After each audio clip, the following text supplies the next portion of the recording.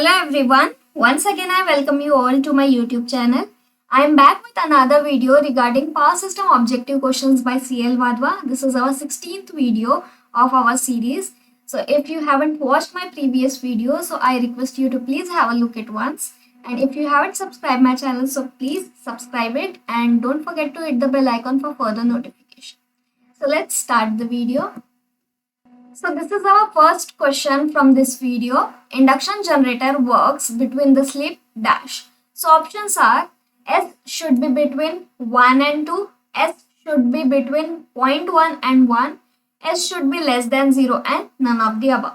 So सबसे पहले हम यहाँ टॉर्क स्लीप कैरेक्टरिस्टिक्स ड्रॉ कर लेंगे for generator as well as motor. So I am going to draw. Here we are going to get torque and this is going to be slip. ठीक है. सो right hand side में हम motor के characteristics को draw करेंगे और left hand side में हम जनरेटर के. So this is going to be for motor, this is for motor and it is going to be 1, and on left hand side it is going to be for generator. ठीक है. So this is for generator. Here we are going to get -1, -1.5 and so on. So आप इस characteristic से find out कर सकते हो कि जो जनरेटर का स्लीप होता है वो हमेशा निगेटिव होता है. ठीक है. So sleep for induction generator would be negative only. So S should be less than 0 only. We have one formula for that also. So S का formula क्या होता है? NS minus NR by NS. But in case of induction generator, NR का value greater होता है as that of NS. So because of this only we are going to get negative sleep. So जो correct answer है for this given question is option number C. So S should be less than 0. That is going to be negative only. So moving towards next question. The motor which can be used on both AC and DC is dash. So options are reluctance motor, induction motor, DC series motor and none of the above. So हम कौन सा motor use करते हैं for both AC और DC? It is nothing but universal motor. But यहाँ हमारे पास universal motor नहीं है, but still we can use DC series motor for both AC and DC.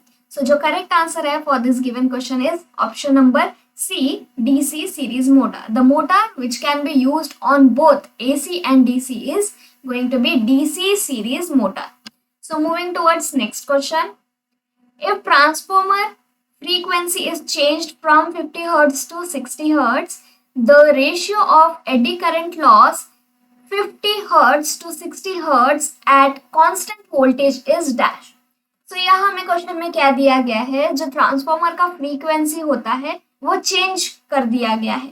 So change कहाँ से कहाँ तक? 50 Hz से 60 Hz तक चेंज कर दिया गया है. बट जो एडी करंट लॉस होता है उसका रेशियो हमें फाइंड आउट करना है when voltage is constant but frequency में चेंजेस हो रहे हैं. ठीक है. सो PE का value we need to find out for constant voltage but frequency is going to be change from 50 Hz to 60 Hz. ठीक है.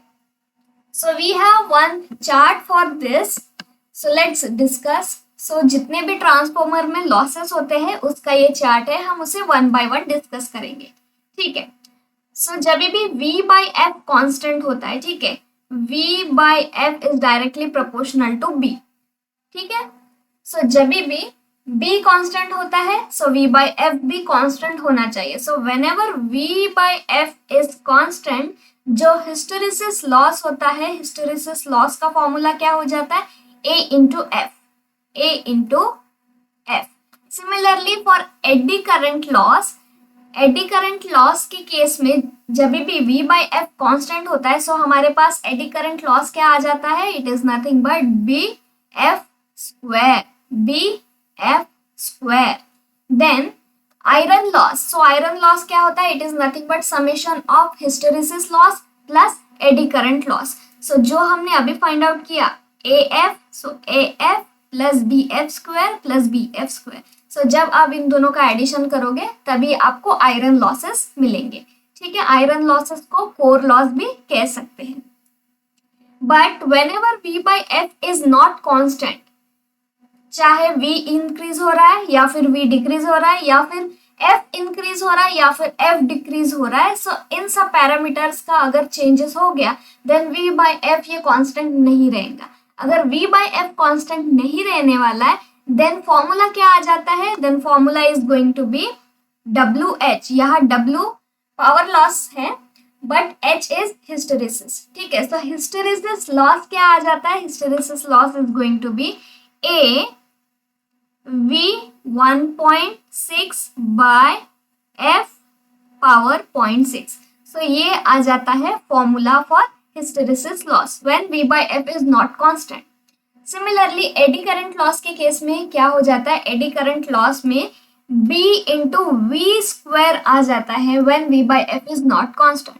सो आप WH और WE दोनों को एड ऑन कर दीजिए, then you are going to get iron loss. So अगर voltage constant है, only voltage is constant, voltage is constant but frequency decrease हो रहा है।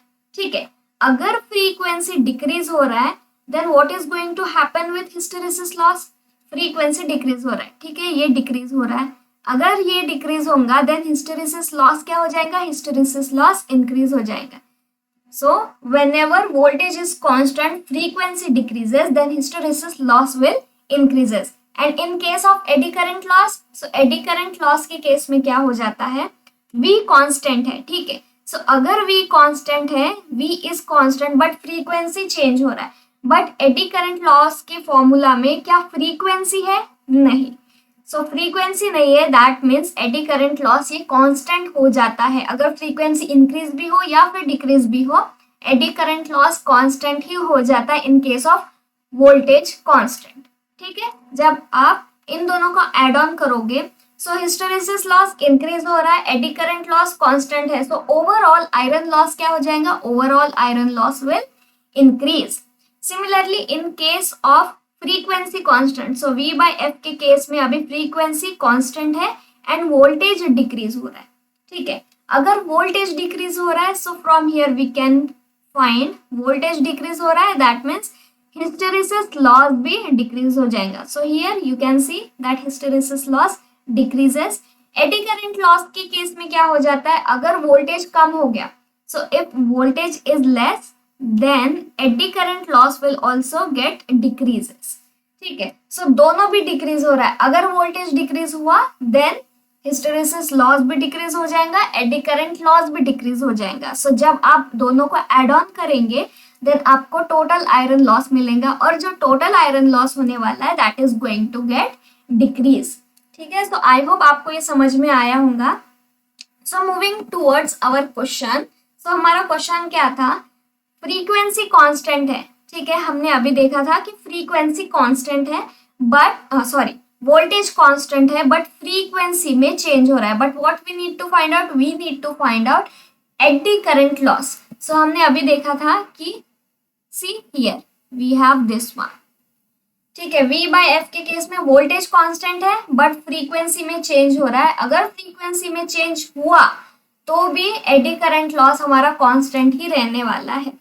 So I can write here PE directly proportional to BV square। ठीक है, यहाँ voltage constant है, frequency change हो रहा है, सो फ्रीक्वेंसी चेंज होने की वजह से एडी करंट लॉसेस में कोई चेंज होने वाला है क्या, no, it is going to get constant only. So PE का वैल्यू क्या आ जाएगा, अगर हमने लिखा PE1 by PE2 is equals to V1 by V2 whole square, voltage तो कांस्टेंट है, कैंसल आउट होके PE1 is going to be equals to PE2। ठीक है, सो इसका जो करेक्ट आंसर है that is going to be option number D. So option number D is only correct answer for this. So moving towards next question, I hope आपको ये समझ में आ रहा होगा। So our next question is an alternator of 300 kilowatts is driven by a prime mover of speed regulation 4% and another alternator of 200 kilowatts driven by a prime mover of speed regulation 3%.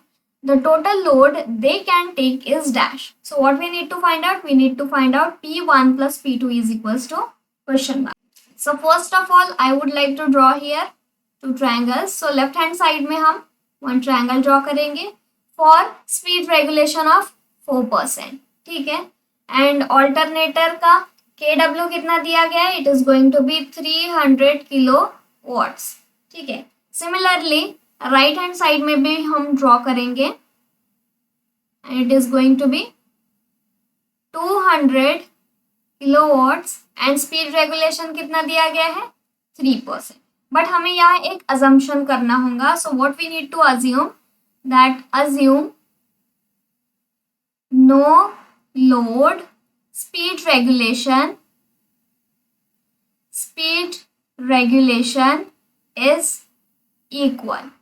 ठीक है. So it is going to be x. Here we are going to get P1 and this is going to be P2 और ये x का value. ठीक है. So similar triangle के property से हम P1 P2 फाइंड आउट कर सकते हैं. So let's find out P1 by 300 is equals to x by 4. So आप x का वैल्यू फाइंड आउट कीजिए. x is going to be 4 P1 by 300. Similarly for second triangle you are going to get P2 by 200. दोनों का base similar. ठीक है, proportion से. And x by 3. तो x का वैल्यू कितना आएगा? x का value is going to be 3 P2 by 200. बस आपको इन दोनों को इक्वेट करना है बिकॉज हमने अजम्पशन लिया है कि नो लोड स्पीड रेगुलेशन ये इक्वल है. Then I am going to write 4 P1 by 300 is equals to 3 P2 by 200. So when you will solve this you are going to get 8 P1 is equals to 9 P2. And one more assumption you have to take कि जो P2 का 200 kilowatts दिया गया है वो पूरा का पूरा P2 से हमें मिल सके, वो पूरा का पूरा शेयर कर सके. सो अगर आपने P2 का वैल्यू 200 कंसिडर कर लिया, P2 का वैल्यू 200 कंसिडर कर लिया, then you are going to get P1 is equals to 225 after substitution of P2 in this. So P1 plus P2 जब आप एड ऑन करोगे then you are going to get 425. So P1 plus P2 is equals to 425 kilowatts. So option number C is only correct answer for this. So I hope आपको ये समझ में आया होगा. So next question is the minimum oil circuit breaker has less volume of oil because dash. So options are there is insulation between contact. The oil between the breaker contacts has greater strength. Solid insulation is provided for insulating the contacts from earth and none of the above is true. So जो correct answer है for this given question is option number C. The minimum oil circuit breaker has less volume oil because solid insulation is provided for insulating the contacts from earth. So जो correct answer that is option number C. So our next question is load flow study is carried out for dash. So options are fault calculation, stability studies, system planning and load frequency control. So हम load flow study क्यों करते हैं? क्या हम load flow study fault calculation के लिए करते हैं? No. अगर हमें fault calculation करना हो तो हम fault analysis करेंगे. क्या हम load flow studies stability studies के लिए करते हैं? No, this is also wrong. क्या हम load flow study load frequency control के लिए करते हैं? नो. बट हम क्यों करते हैं load flow study? In order to do system planning. So अगर सिस्टम का प्लानिंग करना हो तो हम लोड फ्लो स्टडी करते हैं. So will be having certain बस. ठीक है, अगर मैं यहाँ ड्रॉ करूँ कुछ बसेस. ठीक है, so this is going to be our bus. So अगर मुझे स्टडी करना होगा कि कहाँ से कहाँ तक एक्टिव पावर फ्लो हो रहा है या फिर कौन से बस से कौन से बस तक रिएक्टिव पावर फ्लो हो रहा है, सो ये हम सब कर सकते हैं through load flow study only. So we'll be having bus 1, bus 2, bus 3 and bus 4. अगर मुझे फाइंड आउट करना हो कि बस 1 से लेके बस 2 तक कौन सा पावर फ्लो हो रहा है, ठीक है, या फिर एक्टिव पावर है या फिर रिएक्टिव पावर है, तो ये सब हम लोड फ्लो स्टडी से फाइंड आउट कर सकते हैं. बट अगर हमें सिस्टम को डिजाइन करना है, ठीक है, सो सिस्टम का डिजाइनिंग मतलब हम बसेस कहाँ से कहाँ तक लगाएंगे, उसके बाद में लोड कहाँ से कहाँ तक फ्लो होने वाला है, उसका पावर कौन से बस से लेके कौन से बस तक फ्लो होने वाला है, ये सब हम लोड फ्लो स्टडी में फाइंड आउट कर सकते हैं. सो जो करेक्ट आंसर है for this given question is load flow study is carried out for system planning. So this is the chart of load. So this is the chart of load flow. So to study the power system planning in order to meet the increased demand on existing system. So we'll be having certain buses, load bus, generator bus, slang bus या फिर reference bus और voltage control bus. So इस chart को हमने already बहुत बार discuss कर लिया हमारे प्रीवियस वीडियोस में. अगर आपने अब तक नहीं देखा हो तो प्लीज जाके देखिए. हमने 1 by 1 एक एक लोड बसेस को, जनरेटर बसेस को, हर बसेस को हमने डिटेल में डिस्कस किया है. सो अगर आप फर्स्ट या फिर सेकेंड वीडियो में जाएंगे तो आपको इसका पूरा डिस्कशन मिल जाएगा. सो आई होप आप उसे देखेंगे. सो जो करेक्ट आंसर है for this given question is option number C only. ठीक है. So moving towards next question. Arcing on transmission line is prevented by connecting a suitable dash. So जो arcing होता है ट्रांसमिशन लाइन में वो हम prevent कर सकते हैं, बट विथ व्हाट इक्विपमेंट, हम कौन सा इक्विपमेंट कनेक्ट करके आर्सिंग ऑफ ट्रांसमिशन लाइन को प्रिवेंट कर सकते हैं. So arcing of transmission line is prevented by connecting a suitable inductor in the neutral. So connecting a suitable inductor in the neutral. So option number C is only correct answer for this. So moving towards the next question. The inrush current of transformer at no load is maximum if the supply voltage is switched on dash. So यहाँ क्या दिया गया है कि जो inrush current होता है transformer का नो लोड पे वो मैक्सिमम है. So inrush current is maximum at no load. ठीक है. सो हमें पूछा गया है कि सप्लाई वोल्टेज का वैल्यू क्या होने वाला है in order to get maximum inrush current. So in order to get maximum inrush current at no load condition then supply voltage should be equals to 0 only. So voltage का value अगर बहुत कम रहेगा, nearly equals to 0, अगर 0 रहेगा then we are going to get maximum inrush current. So option number A is only correct answer for this. So next question is, if the loading of the line corresponds to the surge impedance loading, the voltage at the receiving end is dash. So options are greater than sending end, less than sending end, equal to sending end, and none of the above. So what we have been given in question that loading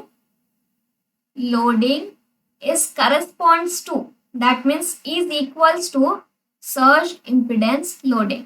तो जब भी loading surge impedance loading के बराबर हो जाए then voltage at receiving end is what than sending end. So हमें find out करना है क्या ये ग्रेटर होने वाला है या फिर लेस होने वाला है या फिर इक्वल होने वाला है.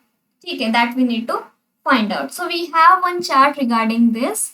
सो यहाँ ओवरहेड ट्रांसमिशन लाइन और अंडरग्राउंड केबल के बीच में कुछ कंपैरिजन किया गया है. आप यहाँ देख सकते हो that we have overhead transmission line and here we have underground cable. So जो GMD होता है, what is GMD is nothing but distance between two conductor which are carrying different phase currents. ठीक है. सो GMD का value overhead transmission line के case में ज्यादा होता है as compared to underground cable. And similarly जो L इंडक्टेंस का वैल्यू होता है ओवरहेड के केस में it is more और अंडरग्राउंड केबल में लेस होता है, बट कैपेसिटेंस का वैल्यू ओवरहेड ट्रांसमिशन लाइन में लेस होता है एंड अंडरग्राउंड केबल में ज्यादा होता है. Similarly, ZC. So what is ZC? Characteristic impedance. So it is going to be under root L plus JR by C plus JG. So this is characteristic impedance. So अगर R का value G का value 0 हो जाए, then we are going to get surged impedance. So we are going to get surged impedance. So LC. ठीक है. So if ZC या फिर आप इसे ZS कंसिडर कीजिए. So सर्ज इम्पिडेंस का वैल्यू ओवरहेड ट्रांसमिशन लाइन के केस में ज्यादा होता है और अंडरग्राउंड केबल के केस में कम होता है. सिमिलरली सर्ज इम्पिडेंस लोडिंग क्या होता है? Surge impedance loading is nothing but V square by ZS. So ZS overhead transmission line के केस में ज्यादा है, then surge impedance loading is going to be less and here it is going to be more. IC charging current, जहाँ पे capacitance का value ज्यादा होगा वहाँ चार्जिंग करंट का वैल्यू ज्यादा होगा, so capacitance is less here. Similarly charging current will be also less in case of overhead transmission line और underground के केस में चार्जिंग करंट का वैल्यू ज्यादा होता है. ठीक है. And last one we have here is economic loading. So economic loading के लिए loading का value should be greater than surge impedance loading in case of overhead transmission line. Overhead transmission line के case में loading का value ज़्यादा होना चाहिए surge impedance loading से. It is very very important. And underground cable के case में क्या होता है? अंडरग्राउंड केबल के केस में लोडिंग का वैल्यू कम होना चाहिए सर्ज इम्पिडेंस लोडिंग से. ठीक है. So moving back to our question, यहाँ हमें पूछा गया है कि अगर लोडिंग का वैल्यू सर्ज इम्पिडेंस लोडिंग के बराबर हो जाए देन रिसीविंग एंड और सेंडिंग एंड का वोल्टेज दोनों भी इक्वल हो जाएगा. ठीक है. अगर लोडिंग का वैल्यू ग्रेटर हो सर्ज इम्पिडेंस लोडिंग से. ठीक है. It is in case of overhead transmission line. So overhead transmission line के केस में लोडिंग का वैल्यू ज्यादा होता है सर्ज इम्पिडेंस लोडिंग से. So we are going to get VR less than VS. So we are going to get inductive effect. ठीक है. अगर लोडिंग का वैल्यू लेस हो जाए सर्ज इम्पिडेंस लोडिंग से, सो हमने अभी देखा था अंडरग्राउंड केबल में. So here we are going to get VR greater than VS. So it is going to be capacitive effect.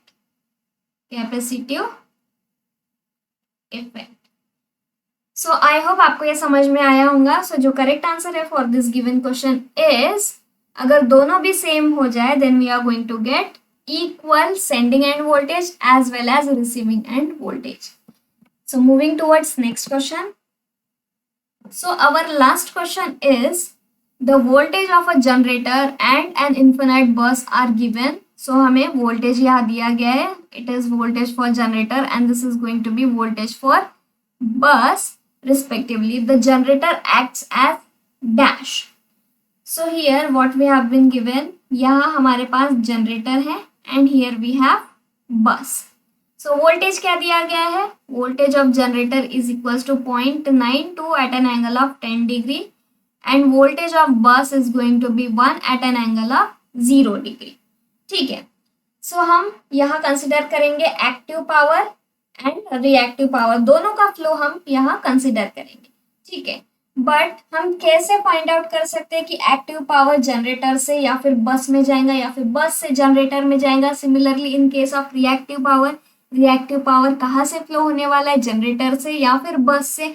हम कौन से पैरामीटर को कंसिडर करके ये सब डिसाइड कर सकते हैं? That we need to find out one by one. ठीक है. तो हमारे पास एक चार्ट है फॉर पावर. सो अगर हमें एक्टिव पावर फाइंड आउट करना है, जनरेटर से बस में जा रहा है या फिर बस से जनरेटर में जा रहा है, तो आपको बस एक चीज देखना है, you have to check only del value. ठीक है. एक्टिव पावर का फ्लो कहाँ से कहाँ तक होगा? हायर डेल वैल्यू से लेके तो लोअर डेल वैल्यू तक. So high voltage angle to low voltage angle in order to find out active power flow.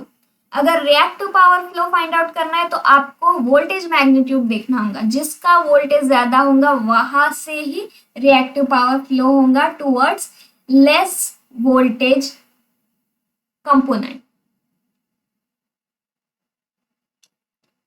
So as you know कि जो रेजिस्टेंस होता है, रेजिस्टेंस में ओनली एक्टिव पावर होता है, रिएक्टिव पावर नहीं होता. एल और सी के केस में क्या होता है, एक्टिव पावर 0 हो जाता है, but reactive power we have plus S, and C के केस में minus S. So Q is equals to 0, that is unity power factor. So अगर यूनिटी पावर फैक्टर होगा तो क्यू का वैल्यू हमेशा 0 होगा. अगर लैगिंग पावर फैक्टर होगा देन क्यू का वैल्यू हमेशा पॉजिटिव होगा. अगर लीडिंग पावर फैक्टर होगा देन क्यू का वैल्यू हमेशा निगेटिव होने वाला है. ठीक है. सो एल क्या करता है, एल एब्सॉर्ब करता है लैगिंग वार्स. एल क्या करता है, एल एब्सॉर्ब करता है लैगिंग वार्स और सप्लाई करता है leading VAR. In case of capacitor, capacitor supply leading VAR but it absorbs lagging VAR. ठीक है. सो आई होप आपको ये समझ में आया होगा. So moving back to our question, question में हमें दिया गया है कि हमें फाइंड आउट करना है कि जनरेटर किसकी तरह एक्ट करने वाला है. So here V G is less than V B but del of G is greater than del of B. So active power और रिएक्टिव पावर कहाँ से कहाँ तक फ्लो होने वाला है. सो एक्टिव पावर फ्लो होने वाला है from generator to bus, but reactive power flow होने वाला है, reactive power from bus to generator. ठीक है. Active power from generator to bus but reactive power from bus to generator. So जो generator act करेगा, किसकी तरह एक्ट करने वाला है generator, generator is going to act like shunt coil. Generator is going to act like shunt coil only. ठीक है. Because reactive power कहाँ से कहाँ तक फ्लो हो रहा है, रिएक्टिव पावर बस से लेके तो जनरेटर तक फ्लो हो रहा है. और रिएक्टिव पावर किसे चाहिए, रिएक्टिव पावर शंट कॉइल को चाहिए, रिएक्टिव पावर एक इंडक्टर कॉइल को चाहिए. ठीक है. सो शंट कॉइल क्या करता है, शंट कॉइल एब्सॉर्ब करता है रिएक्टिव पावर. ठीक है. सो जनरेटर किसकी तरह एक्ट करेगा, जनरेटर शंट कॉइल की तरह एक्ट करेगा. So option number A is only correct answer for this. So I hope आप आज जितने भी क्वेश्चंस हमने डिस्कस किए वो आपको समझ में आए होंगे. So अगर आपको मेरी वीडियोस अच्छी लग रही हो तो प्लीज़ वीडियो को लाइक कीजिए और मेरे चैनल को सब्सक्राइब कीजिए. And also don't forget to share with your friends, because उन्हें भी बेनिफिट मिल सकेगा अगर वो एग्जाम प्रिपेयर कर रहे होंगे. सो मिलते हैं नेक्स्ट वीडियो में. So thank you guys.